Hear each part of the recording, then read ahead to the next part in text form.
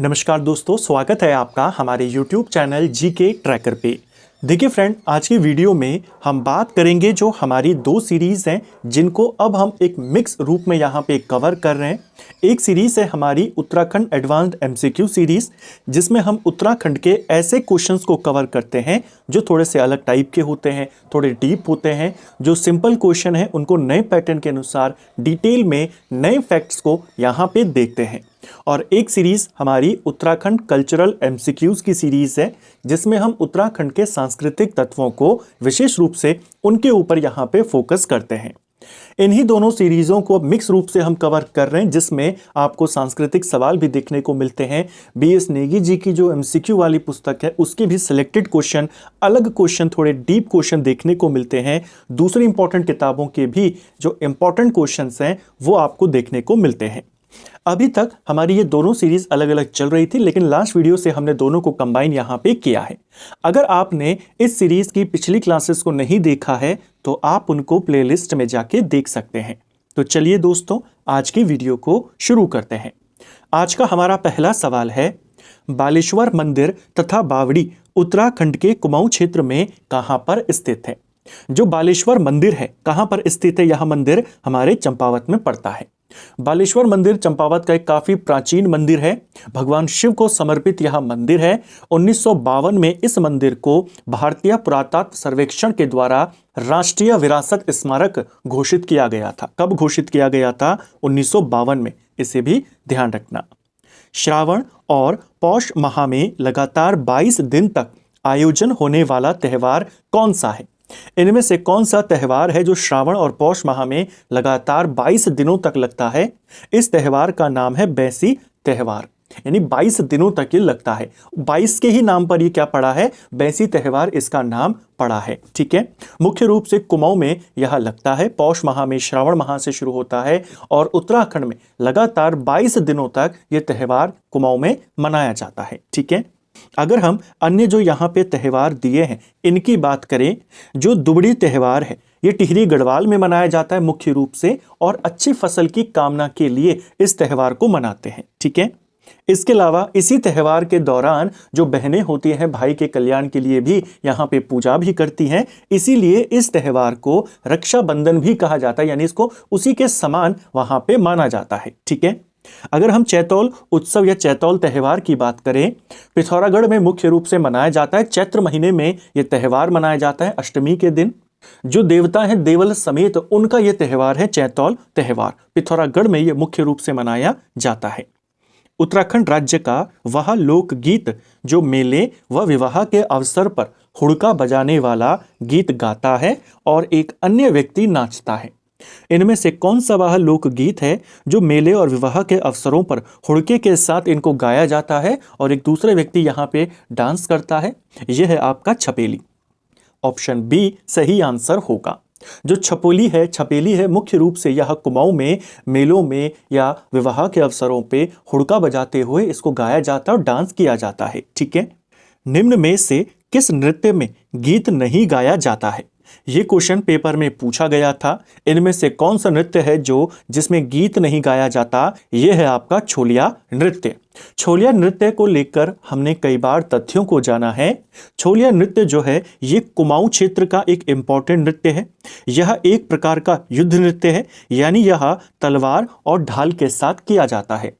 Paper में पूछा गया था कुमाऊं का तलवार ढाल के साथ किया जाने वाला नृत्य कौन सा है? छोलिया। यह एक युद्ध नृत्य गीत है। इसमें तलवार के साथ ढाल के साथ डांस किया जाता है, गीत इसमें नहीं गाए जाते। जो छोलिया नृत्य है इसी के समान गढ़वाल में भी एक नृत्य है जो है आपका सरौ।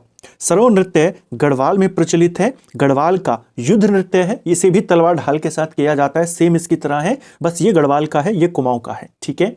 इसके अलावा भोटिया जनजाति में भी एक ऐसा ही नृत्य है जिसे पौड़ा नृत्य के नाम से जाना जाता है। ये तीनों नृत्य एक जैसे हैं, युद्ध नृत्य हैं, गीत का इस्तेमाल नहीं होता, तलवार ढाल का इस्तेमाल होता है। ये भोटिया जनजाति का है, ये गढ़वाल का है, छोलिया कुमाऊं का है। ठीक है।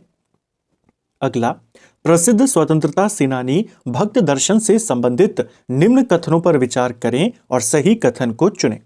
भक्त दर्शन को लेकर 4 स्टेटमेंट हैं। देखिए, पहला, इनका मूल नाम राजदर्शन था। इन्होंने अपने नाम से जाति सूचक शब्द हटा लिया था। क्या यह सही है? पहला आपका बिल्कुल सही है। जो भक्त दर्शन थे, इनका जो मूल नाम रखा था इनके पिता ने, वो राजदर्शन रखा था। राजदर्शन इनका मूल नाम था और इन्होंने अपने नाम से जाति सूचक शब्द हटा लिया था। राजदर्शन सिंह रावत इनका पूरा नाम था। बाद में इन्होंने अपना नाम भक्त दर्शन कर लिया और अपने नाम के साथ जो जाति सूचक शब्द लगा हुआ था उसे हटा दिया, केवल भक्त दर्शन इन्होंने रहने दिया। इसके अलावा बहुत ही कम उम्र में जीवन भर खादी पहनने का व्रत भी इन्होंने धारण कर लिया था। ये सवाल भी पेपर में पूछा गया है कि इनमें से किस व्यक्ति ने बहुत ही कम उम्र में जीवन भर खादी पहनने का व्रत धारण किया, वो भी भक्त दर्शन थे। 1929 में कांग्रेस के लाहौर अधिवेशन में बतौर स्वयंसेवक के रूप में ये सम्मिलित हुए थे। ये भी बिल्कुल सही है। 1929 में कांग्रेस का जो ऐतिहासिक लाहौर अधिवेशन था, उसमें ये बतौर स्वयंसेवक के रूप में शामिल हुए थे। ये नैनीताल संसदीय क्षेत्र के पहले सांसद थे। गलत हो जाएगा। भक्त दर्शन जो थे, ये पौड़ी गढ़वाल के पहले सांसद बने थे। 1952 में जब देश में पहली बार चुनाव होते हैं तो पौड़ी गढ़वाल लोकसभा सीट से कौन जीतते हैं? भक्त दर्शन जीते थे। ये भी पेपर में आया है। इनकी प्रमुख पुस्तकें गढ़वाल की दिवंगत विभूतियां और सुमन स्मृति ग्रंथ है। ये वाला भी बिल्कुल सही है। सुमन स्मृति ग्रंथ किसकी रचना है? भक्त दर्शन की। गढ़वाल की दिवंगत विभूतियां इन्हीं की रचना है। ठीक है। एक और पुस्तक है उत्तराखंड की विभूतियां। यह पुस्तक किसकी है? यह पुस्तक योगेश धस्माना की है। ठीक है। आपको पूछा है कौन कौन सा सही है। तीसरा गलत है, दूसरा, पहला और चौथा, ये 3 आपके सही हो जाएंगे। शिवालिक श्रेणी के किस दर्रे के माध्यम से अंग्रेजी सेना ने देहरादून के खलंगा किले पर आक्रमण किया था? यानी अंग्रेजों ने किस दर्रे से होकर देहरादून में प्रवेश किया था? यह किया था मोहंड दर्रा और तिमली दर्रा। दोनों दर्रों को आपने याद करना है। ठीक है। 1814 में अंग्रेजी सेना किन दर्रों से होकर देहरादून आई थी? मोहंड और तिमली दर्रा। बेसिकली देहरादून और सहारनपुर को जोड़ने वाले ये दोनों दर्रे हैं। इन्हीं के माध्यम से, इन्हीं से होते हुए ब्रिटिश सेना देहरादून में आई थी। ठीक है। 1398 में जब तैमूर लंग आता है, वो देहरादून के रास्ते से ही गुजरा था। वो किस दर्रे से आया? वो मोहंड दर्रे से आया था। ठीक है। इनमें से किस व्यक्ति ने मुजफ्फरनगर कांड को पूरे देश व सभ्य समाज पर एक कलंक बताया था? मुजफ्फरनगर कांड, जिसे रामपुर तिराहा कांड भी कहते हैं, 2 अक्टूबर 1994 को यह घटना होती है, जब जो आंदोलनकारी थे, छात्र जो थे सारे, वे दिल्ली जा रहे थे गांधी जयंती पे आंदोलन करने के लिए। उनको रामपुर तिराहा पर रोक लिया जाता और उनके साथ बर्बरता वहां पे होती है। इस घटना को मुजफ्फरनगर कांड या रामपुर तिराहा कांड कहते हैं।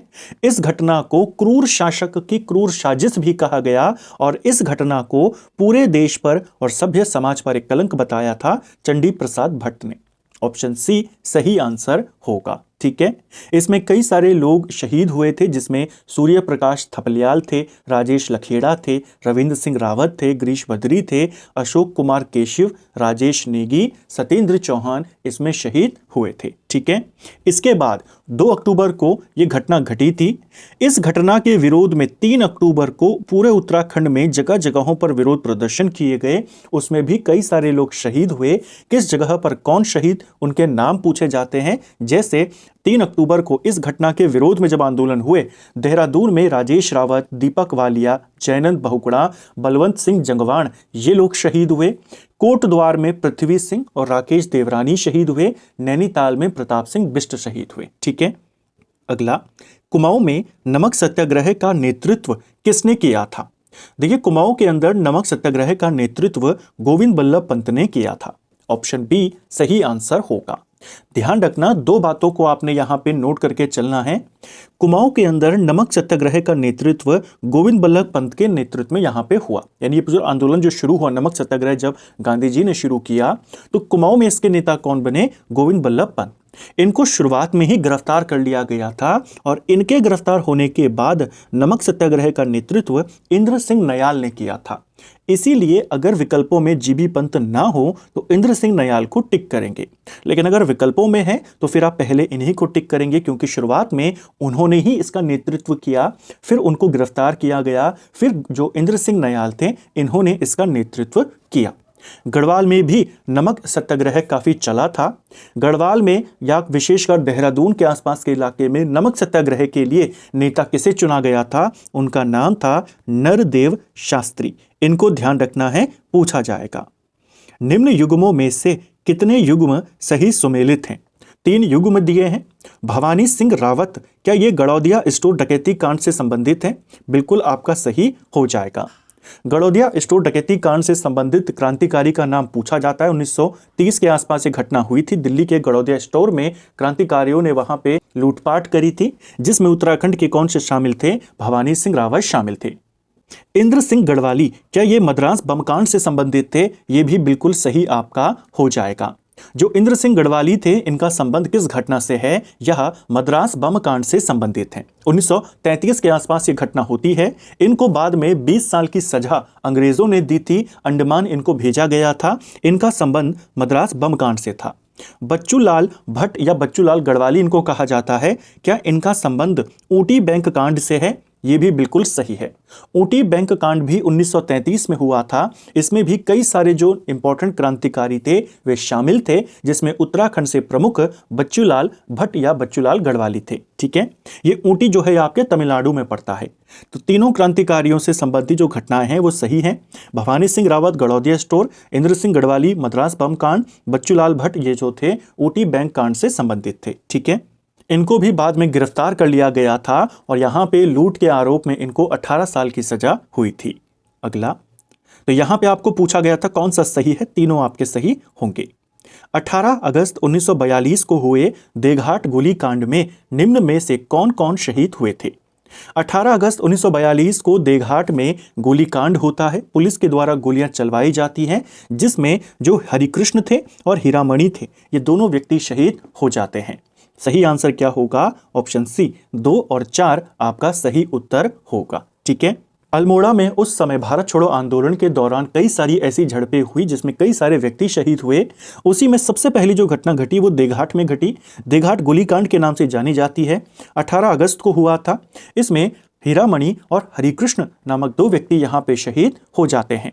इसके एक हफ्ते के बाद यानी 25 अगस्त को सालम में फिर से गोलियां चलती हैं, जिसमें जो नरसिंह थे, टीका सिंह थे, ये दोनों भी शहीद यहां पे हो जाते हैं। ठीक है, फिर 5 सितंबर को होता है सल्ट गोलीकांड, जिसमें गंगाराम खीमादेव शहीद हो जाते हैं। चूड़ामणि और बहादुर सिंह ये भी शहीद हो जाते हैं। ठीक है, ब्रिटिश काल में एक गांव का काश्तकार जो अन्य गांव की जमीन पर कृषि करने जाता हो क्या कहलाता था?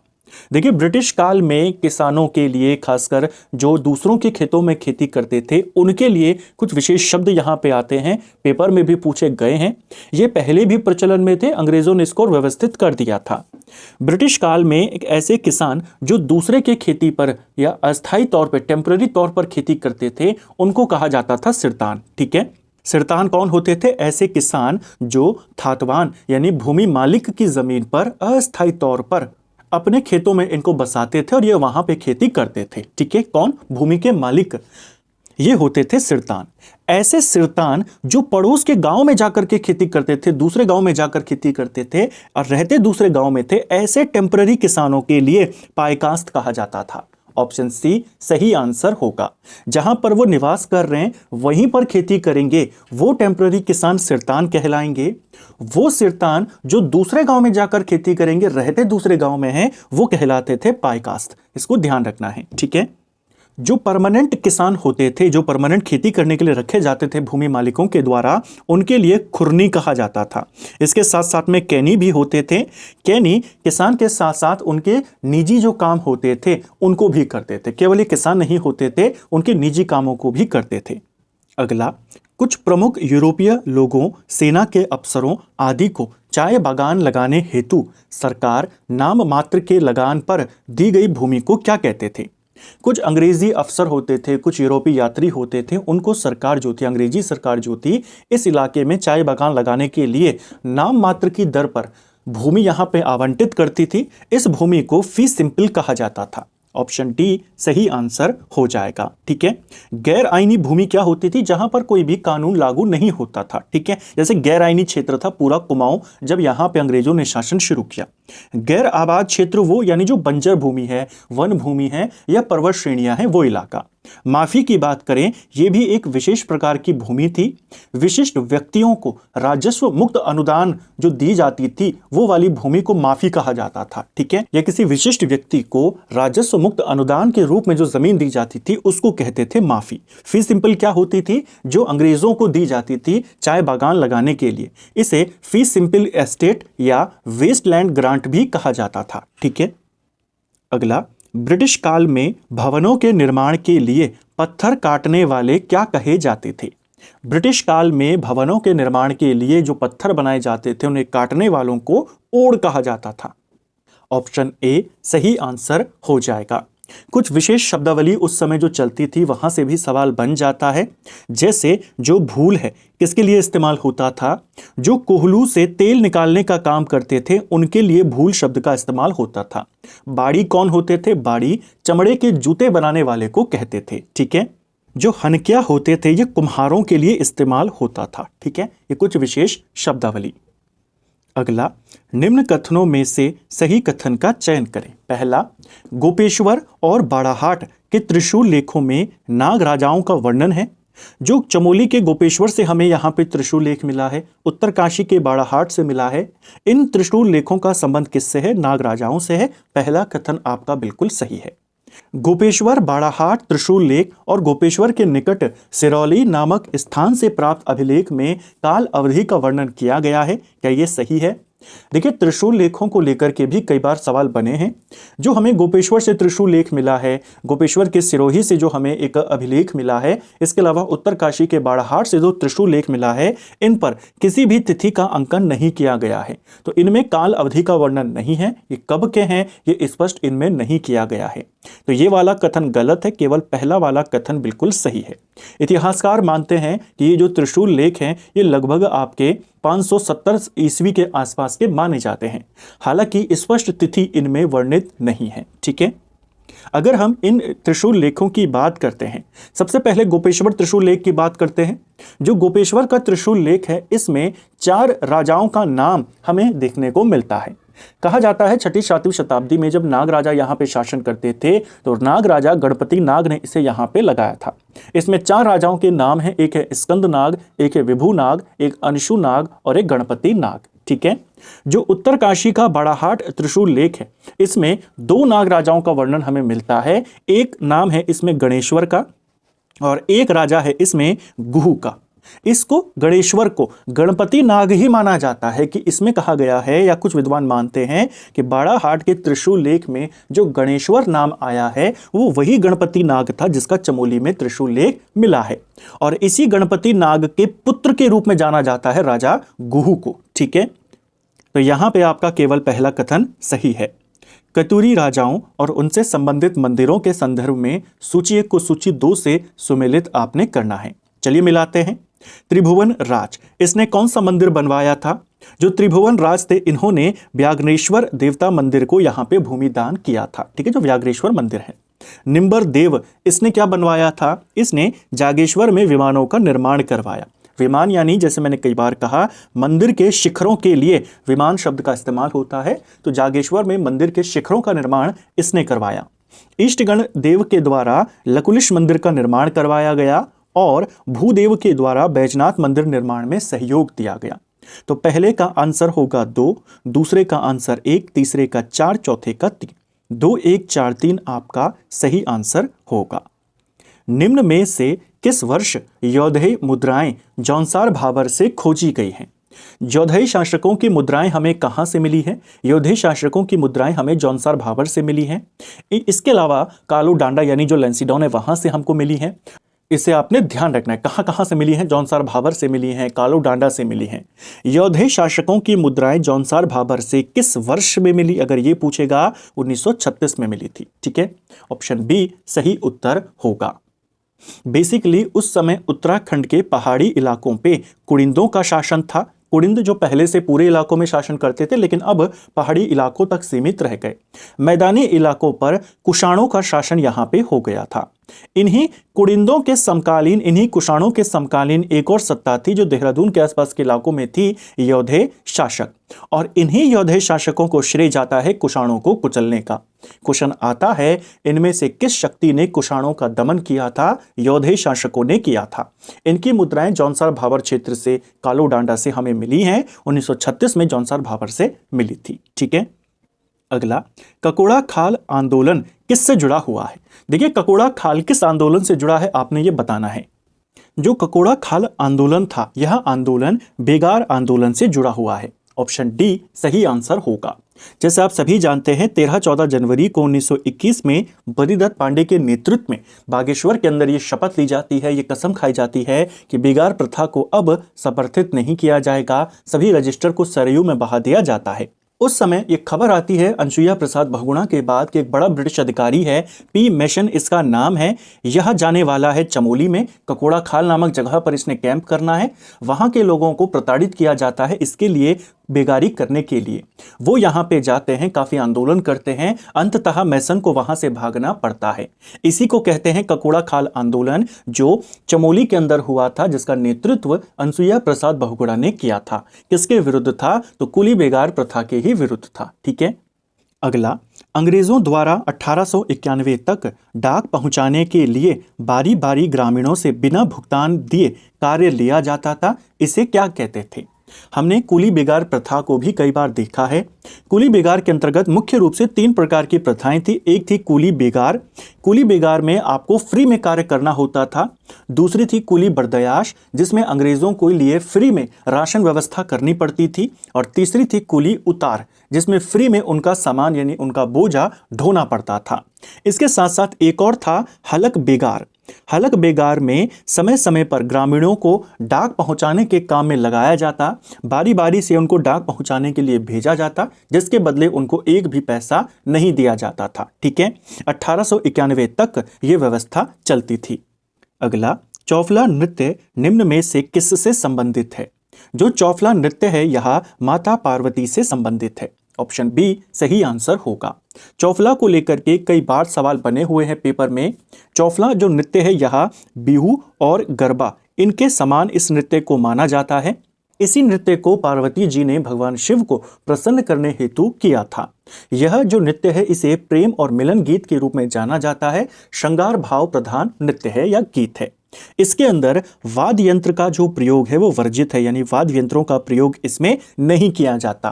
तालियां इसमें बजाई जाती हैं, ध्यान रखना। ठीक है, अगला, कत्यूरी राजाओं की दरबारी भाषा क्या थी? सिंपल सा क्वेश्चन है, लेकिन कई बार ऐसे ही सिंपल क्वेश्चन आ जाते हैं, डायरेक्ट पूछ लिए जाते हैं। जो कत्यूरी राजा थे या कार्तिकेयपुर राजा थे, इनकी दरबारी भाषा संस्कृत थी। ऑप्शन सी सही आंसर होगा। इनकी जो लोक भाषा थी यानी आम बोलचाल की जो भाषा थी, लोक भाषा यानी लोगों की भाषा, आम बोलचाल में जो इस्तेमाल होती है वो पाली थी। ठीक है, और इनकी दरबारी भाषा यानी राजभाषा, जितने भी ऑफिशियल काम होंगे, जो भी ऑर्डर निकलेंगे वो सब संस्कृत में निकलेंगे। तो दरबारी भाषा संस्कृत थी, लोक भाषा इनकी पाली थी, इसको ध्यान रखना है। ठीक है, तो फ्रेंड्स ये था हमारा आज का वीडियो, जिसमें हमने उत्तराखंड जीके के 20 इंपॉर्टेंट सवालों को यहाँ पे देखा। हमने इन क्वेश्चन को पूरी डिटेल के साथ, पूरे फैक्ट के साथ यहाँ पे कवर करने का प्रयास किया। उम्मीद करता हूँ आपको आज का वीडियो पसंद आया होगा। अगर आपको ये वीडियो पसंद आई है तो वीडियो को लाइक करें, चैनल पर नए हैं चैनल को सब्सक्राइब करें, अपने दोस्तों के साथ शेयर करें। वीडियो आपको कैसा लगा कमेंट बॉक्स में हमें ज़रूर बताएं। Thank you friends.